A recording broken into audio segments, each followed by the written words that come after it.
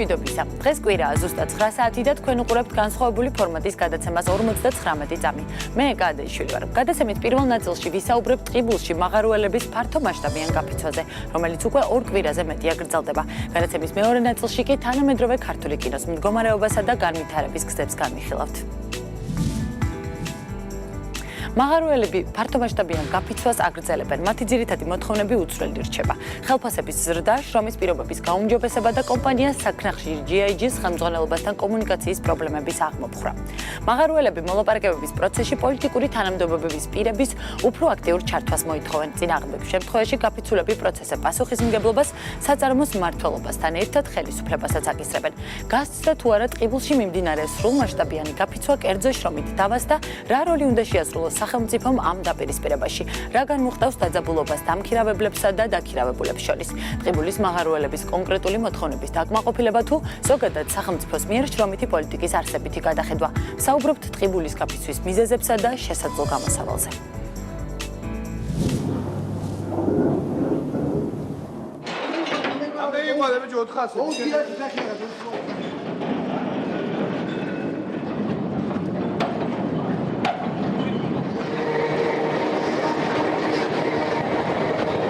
დაფინანსება აუცილებლად უნდა გახდეს ნორმალური ადამიანის მინიმალურ საშუალებაზე იყოს არჩინოს ოჯახი და ეს არის პირველი მოთხოვნა.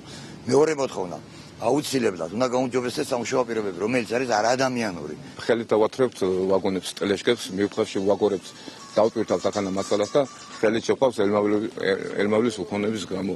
რაც შეეხება სპეცსანსაცმელს წელიწადში გვაძლევ, წელიწადში ან წელიწადნახევარში შეიძლება გადმოგვიგდონ რაღაცა ერთი სახის რაღაც. ბოლო წვეთი ამისი იყო, რომ აღარ გავედით, ვეღარ სარგებლობთ იმ შეღავათებით, რასაც მთის კანონი გულისხმობდა, ანუ მოგხსნეს ამ სტატუსიდან ტყიბული 10%-იანი დაქვითვა. 3000 ლარამდე, ზოგს ამოუღეს 50, ზოგს 75, ზოგს 100 და ასე შემდეგ, ხელფასზე და მიხედვით. პრემიების სამართლიანი განაწილება, რადგან ეს უსამართლოდ იყო, პერსონალი, ვინც ვარ ჩვენ და ვინც პროდუქციას ვიძლევით პრაქტიკულად პრემიას ჩვენ არ ვიღებდით, მხოლოდ ჩვენს ზემომდგომი.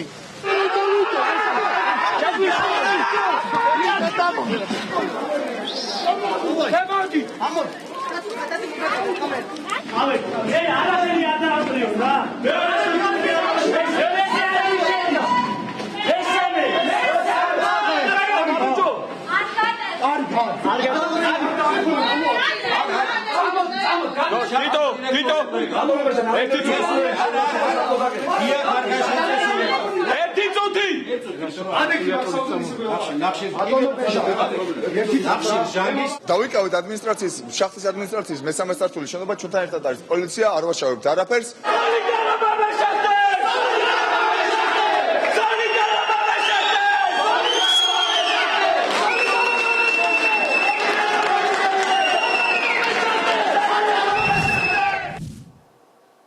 ეს არის გადაცემა 59 წამი კამათი წესების დაცვით. ჩვენთან სტუმრები კითხვებს 59 წამში პასუხობენ და გადაცემის სხვა მონაწილეს არ აწყვეტინებენ. რაც მთავარია, ჩვენთან სტუმრები თანაბარ პირობებში არიან. რატომ ვერ თანხმდებიან მხარეები და რა ეტაპზეა მოლაპარაკებების პროცესი? გაფიცული მაღაროელების შრომით უფლებებს გადაცემაში 59 წამი დაიცავს ბატონი თამაზ დოლაბერიძე, საქართველოს მეტალურგიული, სამთო და ქიმიური მრეწველობის მუშაკთა პროფესიული კავშირის ხელმძღვანელი, ხოლო საქართველოს ინდუსტრიული ჯგუფის ინტერესს დაიცავს ქალბატონი ნინო ჯორბენაძე, საქართველოს ინდუსტრიული ჯგუფის კომერციული დირექტორი. მაყურებელს შეუძლია გადაცემის განმავლობაში დააფიქსიროს საკუთარი პოზიციაც ჩვენ ინტერაქტივის კითხვაზე, უნდა დაკმაყოფილდეს თუ არა სრულად მაღაროელების მოთხოვნები. თუ თქვენ ფიქრობთ, რომ მაღაროელების ყველა მოთხოვნა უნდა დაკმაყოფილდეს, უნდა დარეკოთ ნომერზე 0800 თუ თვლით, რომ ამ მოთხოვნების სრულად დაკმაყოფილება არ არის რეალური, მაშინ უნდა დარეკოთ ნომერზე 0800 112, ხოლო თუ თვლით, რომ ეს მხოლოდ კომპანიის გადასაწყვეტია, მაშინ უნდა დარეკოთ ნომერზე 0800 113. შეგახსენებთ, რომ ზარები უფასოა და მათი რაოდენობა შეზღუდული არ არის. გადაცემა 59 წამის მოსმენა კი GDS-ის გარდა შეგიძლიათ რადიო უცნობის საშუალებითაც FM 98-სა და 1-ზე. და დავიწყოთ საუბარი ტყიბულში მიმდინარე ფართო მასშტაბიან გაფიცვაზე. მაღაროების გაფიცვა უკვე 2 კვირაა გრძელდება და საწარმოო პროცესი სრულად გაჩერებულია. ბატონო თამას, რა ძირითადი პრობლემებია დასაქმებულებსა და დამსაქმებლებს შორის? რამ გამოიწვია ასეთი მასშტაბური გაფიცვა? პირველ რიგში მოგესალმებით, მივესალმებით ქალბატონინოს და მადლობას გიხდით გადაცემაში მოწვევისთვის. პრობლემები ის არის, რაც თითქმის ყველა საწარმოში ეს გახლავთ სოციალური დიალოგის არარსებობა დამსაქმებელსა და დასაქმებულებს შორის, იგნორირებულია მათი ნებისმიერი აზრი, მათი ნებისმიერი კითხვა და ასე შემდეგ და ამას მოწმობს ის ძალიან ბევრი წერილი, რომელიც მეშახტეთა სახელით ჩვენ კომპანიაზე გვაქვს მიწერილი, აგერ მაქვს მე 8 ივნისის წერილი, სადაც გენერალურ დირექტორს ვთხოვ, რომ მოხდეს შეხვედრის ორგანიზება, გააკეთოს, რათა ის ელემენტარული პრობლემები, ყოფითი პრობლემები, რაც შეეხება გათბობის არარსებობას, რაც შეეხება სასადილოს მუშაობის გრაფიკს და ამ შემდეგ რომ მოგვარებულიყო მოლაპარაკებების გზით ძალიან მარტივად და ძალიან მშვიდობიან პროცესში. იგივე წერილი ჩვენ გაუგზავნეთ ტყიბულის გამგებელს, რომ ჩვენ სოციალური პარტნიორობა და სოციალური დიალოგი რაიონის დონეზეც ქონოდა და ამაში ჩართული ყოფილიყო გამგეობაც, ანუ მუნიციპალიტეტი. გამგეობამ პასუხი მოგცა, თუმცა ამ პასუხში წერია, რომ მიუხედავად იმისა, რომ ამ პასუხში წერია, რომ ძალიან დიდი მადლობა, დასრულდა თქვენი დრო. კიდევ გვექნება შესაძლებლობა, რომ ვისაუბროთ ქალბატონ ნინო ეთანხმებით და კონკრეტულად რომელი არგუმენტია თქვენთვის მიუღებელი, როდესაც გაკრიტიკებენ და თავად თქვენ თვლით თუ არა, რომ იყო გარკვეული პრობლემები დამსაქმებელსა და დასაქმებულებს შორის? მოგესალმებით. მადლობას გიხდით მოწვევისათვის, მადლობას გიხდით იმისათვის, რომ თემა არის აქტუალური. რაც შეეხება დიალოგს. აუცილებლად აღსანიშნავია ის ფაქტი, რომ რეალური წინაპირობა არსებული მოვლენებისა რეალურად არ ყოფილა. არ იყო ინფორმირებული კომპანია იმის შესახებ, რომ დასაქმებულებს ჰქონდათ რაიმე გარკვეული კონკრეტული მოთხოვნები ჩვენს მიმართ. მუდმივად კომპანია ცდილობს უზრუნველყოს მათი შრომის პირობები იმისათვის, რომ მათი მდგომარეობა გაუმჯობესდეს. ეს არის მუდმივი პროცესი, რაც 2006 წლიდან დღემდე მიმდინარეობს. რაც შეეხება კონკრეტულ მოთხოვნებს, არის მოთხოვნები, რომელზეც მუშაობა შეიძლება, თუმცა ეს არ ნიშნავს იმას, რომ ჩვენ რაღაცას არ ვასრულებთ. მუდმივი სრულყოფის პროცესში არის შრომითი პირობები და უსაფრთხოების ნორმები. დიდი მადლობა. ბატონ თამას, თქვენ იცავთ მაღაროელების ინტერესს კონკრეტული მოთხოვნების არარსებობის თაობაზე გითხარით. აბსოლუტურად გაკვირვებული ვარ ახლა ქალბატონინოს ნათქვამით, იმიტომ რომ აგერ 8 იანვრის წერილია, სადაც მე ვალდიძულებული ვარ ჩამოთვალო 8 იანვარს ჩვენ ვაცნობთ კომპანიას, რომ კომპანიაში ხდება ბიულეტენების კანონსაწინააღმდეგო შეზღუდვა, კომპანიას ვაცნობთ, რომ მოძრაობის უბნისა და ზედაპირული კომპლექსის დასაქმებულებისთვის კომპანიის მიერ არ მოხდარა ზამთრის სეზონის შესაბამის თბილის სპეცთან უზრუნველყოფა, ვაცნობთ, რომ ძიზგურის სახელობის შახტაზე არ არის სპეცდასაცვლის სამრეცხაო, ვაცნობთ, რომ მინდელის სახელობის შახტაზე სპეცდასაცვლის რამოდენიმე ბლოკში არ არის გათბობა, ვაცნობთ, რომ სასადილო მუშაობს 8-დან 5 საათამდე, რაც იმას ნიშნავს, რომ მესამე და მეოთხე ცვლაში მომუშავეების საკვების მიღების შესაძლებლობა იზღუდება და ვაცნობთ, რომ ხელფასების ინდექსაცია უნდა მოხდეს 2011 წლის შეთანხმების შესაბამისად. ამაზე მეტი კონკრეტული მოთხოვნების ჩამონათვალი ჩემთვის წარმოუდგენელია, როგორ უნდა გავაკეთოთ და რა ფორმატით მივაწოდოთ კომპანიას. ძალიან დიდი მადლობა, თქვენი დრო ამოიწურა. ამ კონკრეტული მოთხოვნების შესახებ რა შეგვიძლიათ გითხრათ? არსებობდა თუ არა ასეთი მოთხოვნები და თქვენ იცოდით თუ არა ამ პრობლემის შესახებ, რომელიც საწარმოში იდგა? დაგეთანხმებით, მივიღეთ წერილი ამ შემთხვევაში პროფკავშირების, თუმცა გარკვეული მიზეზების გამო ვერ მოესწრო დროულად მასზე პასუხის გაცემა, თუმცა ამ ეტაპზე აქ ამ რეჟიმში მე მოხარული ვიქნები, რომ პასუხი გავცე ყველა ამ კითხვას. ეს ყველა პირობა არის სრულყოფის პროცესში, თუმცა უმეტესობა მათგანი არის მოგვარებული. რაც შეეხება სპეცტანსაცმელს და თბილტანსაცმელს, ყველა იმ პოზიციას დასაქმებულებისას, რომელსაც ეს საჭიროება აქვთ, მუდმივად ეს არის შეძენადი. ყოველწლიურად 2012 წლის შემდეგ კომპანიამ 653,000 ლარი გადაიხადა მხოლოდ სპეცტანსაცმლისა და სპეცაღჭურვილობის შეძენაში, რაც რომ გადავიანგარიშოთ 250,000 ლარი გამოდის წელიწადში. ეს არის მინიმუმ 1400 კომპლექტი, რაც იმას ნიშნავს, რომ ყველა პოზიცია აბსოლუტურად არის დაცული ამ შემთხვევაში. დანარჩენს რაც შეეხება შახტებიდან გამომდინარე სამრეცხაოებს და ასე შემდეგ, გამომდინარე იქიდან, რომ ძიძიგურის სახელობის შახტა ამ ეტაპზე აღარ არის იმდენად აქტუალური. დასრულდა თქვენი დრო. ძალიან დიდი მადლობა.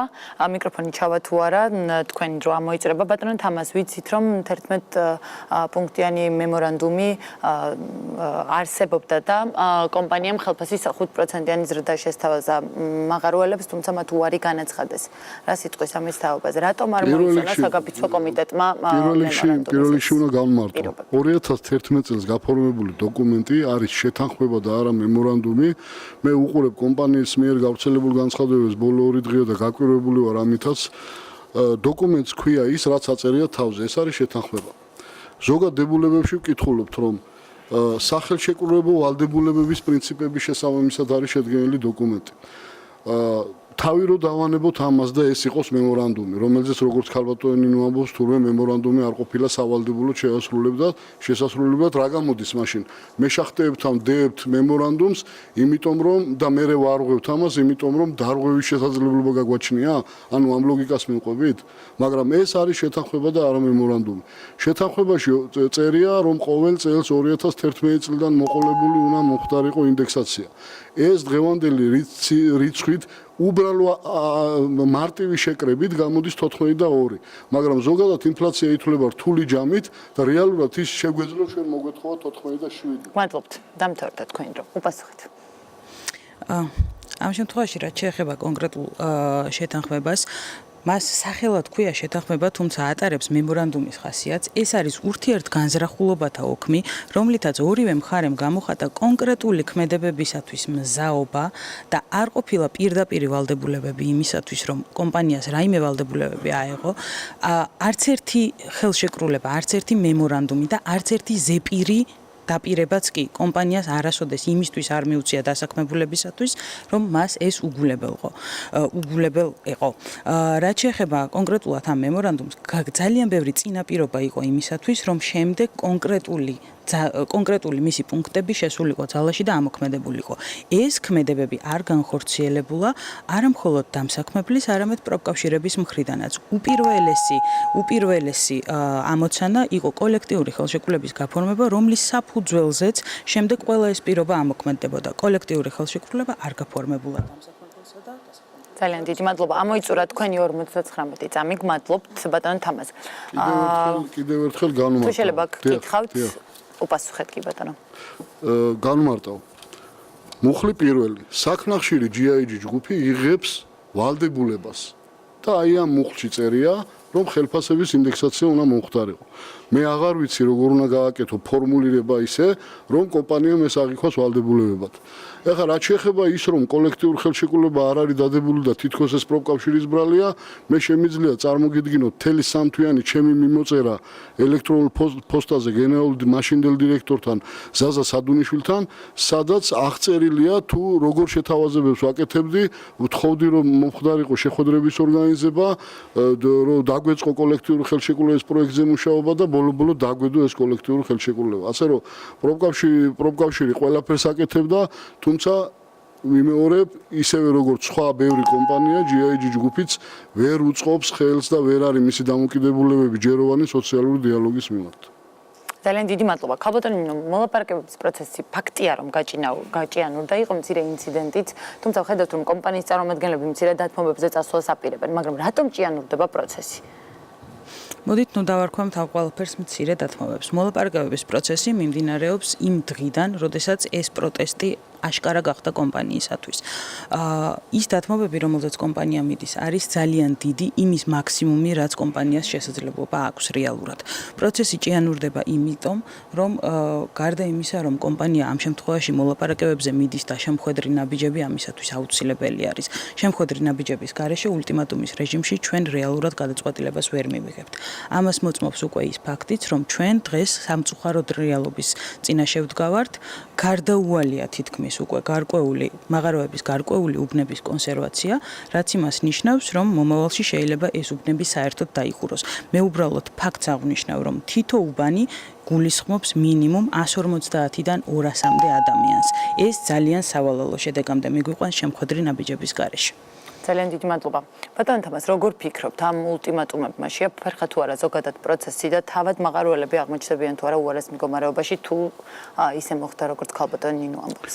თუ ყველაფერი ისე მოხდა, როგორც ქალბატონი ნინო ამბობს, მე მაღაროელები კი არა, მე გარწმუნებთ, რომ ქვეყანა აღმოჩნდება ძალიან სავალალო მდგომარეობაში, იმიტომ რომ ჩვენი საქართველოში უბედურება ის არის, რომ ჩვენ ყველანი საზოგადოების დიდი ნაწილი საუბრობთ უკვე მომხდარ ფაქტზე, მომხდარ რაღაცა სადღაც ვიღაცის შეჭრა სადღაც და ამას აღიქვამენ დანაშაულად და ასე შემდეგ, არავინ არ საუბრობს, რამ გამოიწვია ეს ყველაფერი, რა არის ამის მიზეზები და ვინ არის ამ ყველაფერში დამნაშავე და პასუხისმგებელი და მე გეუბნებით თქვენ, ვარწმუნებთ მთელ საზოგადოებას და ქვეყანას, რომ თუ საფუძვლებში არ მოხდა პრობლემის მოგვარება და გადაწყვეტა, ტყიბულის გაფიცვა არ იქნება ბოლო და არ იქნება უკანასკნელი და კიდევ ერთხელ ვამბობ, ნურავი ნუ შეეცდება შახტების კონსერვაციაზე საუბარს, იმიტომ რომ ამას მოყვება სავალალო შედეგი ტყიბულისთვისაც და მთელი ქვეყნისთვისაც, იმიტომ რომ საზოგადოების მოთმინებასაც აქვს საზღვარი. მადლობთ, გექნება 59 წამი, რომ კონკრეტულად ამ კრიტიკას უპასუხოთ. მე ამას კრიტიკად ვერ მივიღებდი, ეს უფრო კეთილი სურვილები შეიძლება დავარქვა, თუმცა ტექნოლოგიური პროცესია და ის თავისას მოითხოვს. ეს არის სავალდებულო პროცესი, რომლის სურვილი ჩვენ ნამდვილად არ გვქონდა და სწორედ ამ დღეების განმავლობაში მიმდინარე დიალოგი ამას მეტყველებდა, რომ ჩვენ მაქსიმალურად თავს ვარიდებდით ამ ეტაპამდე მისვლას. ულტიმატუმების ენით მოგეხსენებათ, რომ კომპანია არ საუბრობდა ამდენი დღის განმავლობაში. ულტიმატუმების ენით საუბარი არის ის არაგონი შეგონებები დასაქმებულებისა, რომ 40%-იანი ზრდა არის ლოგიკური ხელფასების. ეს არის ყოველგვარ ლოგიკას მოკლებული, ეს არის უპასუხისმგებლო, უკანონო განცხადებები და სამწუხარო და სავალალო რეალობა იქნება ის, რომ ყველა იდეალისტი, რომელიც მსგავს მოთხოვნებს აყენებს და აგულიანებს დასაქმებულებს ამ მოთხოვნების გაჟღერებისათვის საბოლოო ჯამში აღარ იქნება ამ მოწოდებების ავტორი და ერთმანეთის პირისპირ დავრჩებით ჩვენ და დასაქმებულები, რომლებიც ორივე რეალურად მძიმე მდგომარეობაში აღმოჩნდებით, ისევე როგორც მთელი რეგიონი. მადლობთ, ბატონ თამას. მიგაჩნიათ, რომ ნამდვილად რეალურია 40%-იანი სახელფასო ზრდა? თუ თქვენც თვლით, რომ შეიძლება კომპანიას გარკვეული პრობლემები ჰქონდეს ხელფასის ამ რაოდენობით დაკავშირებით? კომპანიას რომ ქონოდა ჯეროვანი კომუნიკაცია მეშახტეებთან. მეშახტეებს რო ქონდეთ საშუალება, რომ იცხოვრონ კომპანიის ცხოვრებით. მეშახტეებს რო ქონდეთ საშუალება, რომ თავი იგრძნონ ბიზნესის ნაწილად. მეშახტეებს რო ქონდეს იმის განცდა, რომ ეს ბიზნესი მათიც არის და კომპანია თავის ბიზნესად მხოლოდ ტექნოლოგიებს და დანადგარებს არ განიხილავდეს და განიხილავდეს მუშებსაც ბიზნესის ნაწილად და ამაზე საუბარი იყოს ყოველ დღე და რასაც ზუსტად აქეთკენ არის მიმართული სოციალური დიალოგი, რომ მეშახტემ უნდა იცოდეს ყოველი სუნთქვა შახტის, კომპანიის, მისი ეკონომიკის, მისი წარმოების და მაშინ თუ ვინმეს გონია, რომ დღეს მათი 40%-იანი მოთხოვნა არის არასწორი და გათვლებზე დამყარებული არ არის, ასე აღარ იქნებოდა. ჩვენ პროფკავშირები ჩვენის მხრივ ვრჩებით იმ შეთანხმების ერთგულნი და მიგვაჩნია, რომ 14.2%-ის ინდექსაციის მოხდენა, ეს არის კომპანიის ვალდებულება. მეშახტეებსაც ვეუბნები დღესაც, რომ ამისთვის გაფიცვა არ არის საჭირო. მადლობთ. თქვენი დრო ამოიწურა, მადლობთ. ქალბატონ ნინო, თქვენ ყველაზე მნიშვნელოვან თემაზე დაიწყეთ საუბარი, ერთ-ერთ მთავარ მოთხოვნაზე. იქნებ დაგვიკონკრეტოთ, რატომ არ არის რეალური ამ ეტაპზე ხელფასების 40%-ით ზრდა? მთელი ამ დროის განმავლობაში ჩვენ ამაზე ძალიან ღიად და აშკარად ვსაუბრობთ. კომპანია გადავხედოთ მსოფლიოს გლობალურ პრობლემებს. ნავთობზე მოთხოვნა აღარ არსებობს. ნავთობ პროდუქტებზე. მათ შორის არის ერთ-ერთი სახე ნახშირი. საერთოდ არ არსებობს ამ საწვავზე, ამ პროდუქციაზე მოთხოვნა. საქართველოში არ არის გასაღების ბაზარი.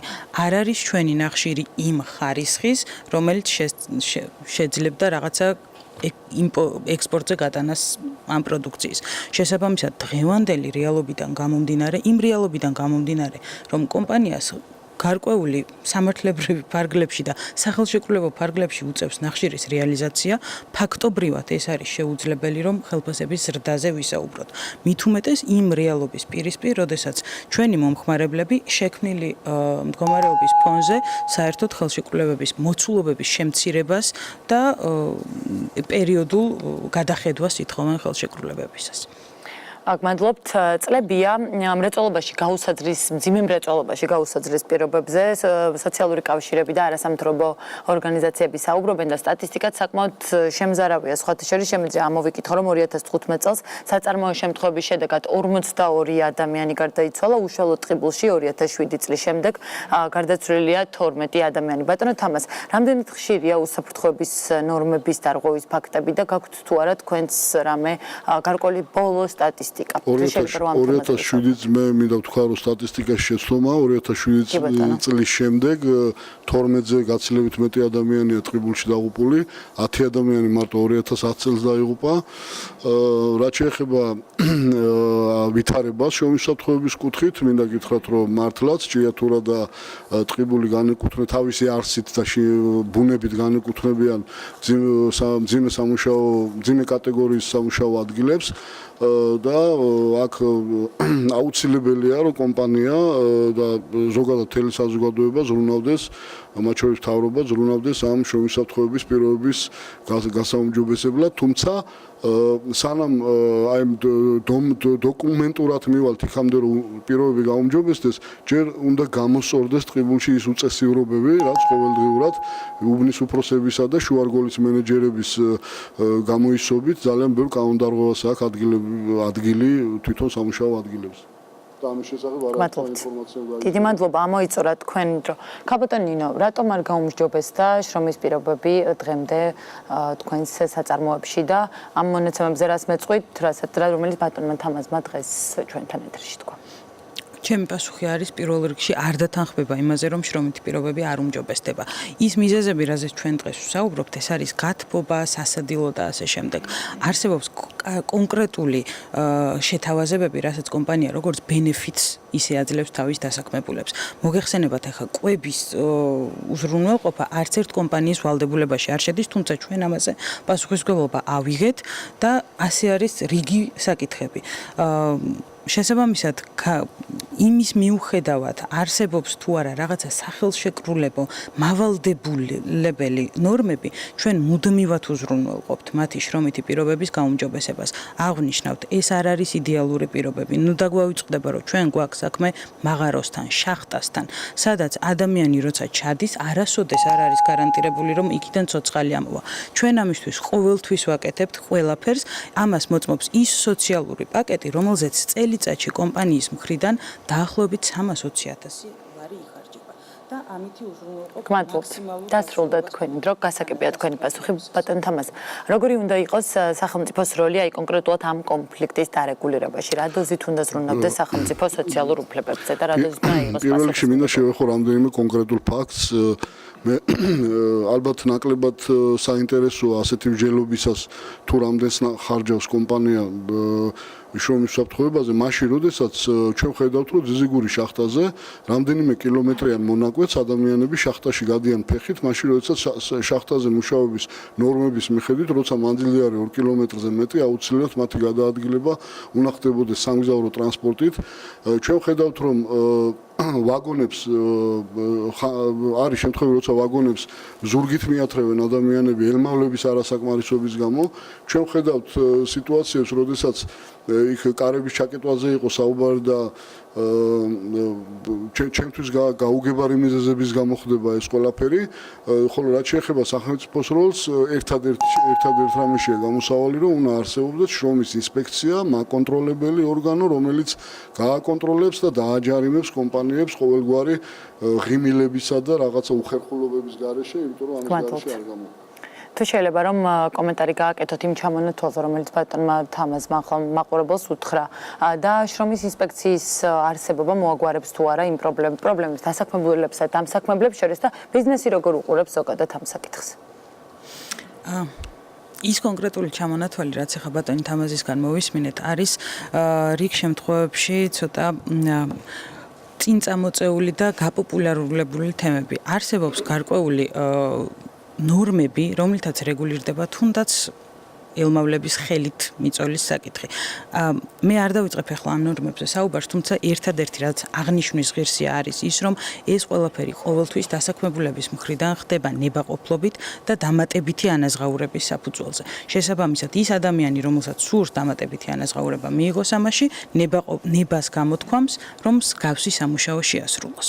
შესაბამისად, ჩვენ როცა ვსაუბრობთ ახლა შრომის ინსპექციაზე და იმაზე თუ როგორ გავაუმჯობესოთ დასაქმებულის უფლებები მესმის, ეს ძალიან კარგია, მაგრამ ერთხელ მაინც მოდით კითხვა დავსვათ სახელმწიფოში.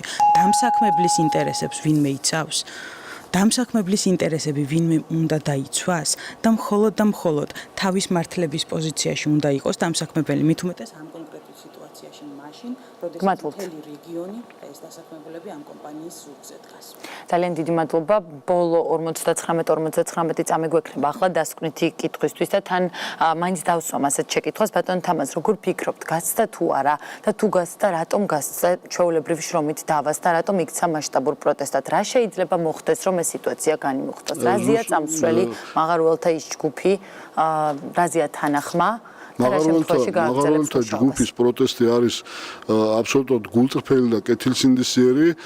მათ წინაც არ აქვთ დაგეგმილი ხვალდაზე საიწავა ეს პროტესტი. ამას გვიჩვენებს მოვლენების განვითარება, ამას გვიჩვენებს ის დამოკიდებულებები, რაც ექნება კომპანიას და სახელმწიფოს, ხოლო რაც შეეხება იმას, რომ ბიზნესმენების უფლებებს იცავს თუ არა ვინმე, ერთი რამე მინდა ვთქვა, რომ ბიზნესი ისედაც ფინანსურათაც და ყველანაირად ძლიერია დასაქმებულზე. შრომის კოდექსის სულისკვეთება არის დასაქმებულის დაცვისკენ მიმართული, იმიტომ რომ შრომით ურთიერთობებში მაშინ, როდესაც საზოგადოების ინტერესი არ არის ამა თუ იმ მომენტისათვის და არის დაუშვათ მიჩუმათებული, დამსაქმებელი ყოველთვის აარღვევს დასაქმებულთა უფლებებს, ასე რომ დამსაქმებელებს დიდი დაცვა ამ შემთხვევაში არ ჭირდებათ, უბრალოდ ეხლა გაფიცვა მომხდარი და ჩვენ ვხედავთ, რომ კომპანია კვლავ არ აღიარებს ამ პრობლემებს, რაც არის და თუ კომპანია პრობლემებს არ აღიარებს, პრობლემების მოგვარება იქნება შეუძლებელი და მე ვთხოვ კომპანიას, რომ ცოტა მეტი პასუხისმგებლობის მოეკიდოთ პროცესს. მადლობთ. დასრულდა თქვენ რომ ქალბატონინო აღიარებთ თუ არა პრობლემებს,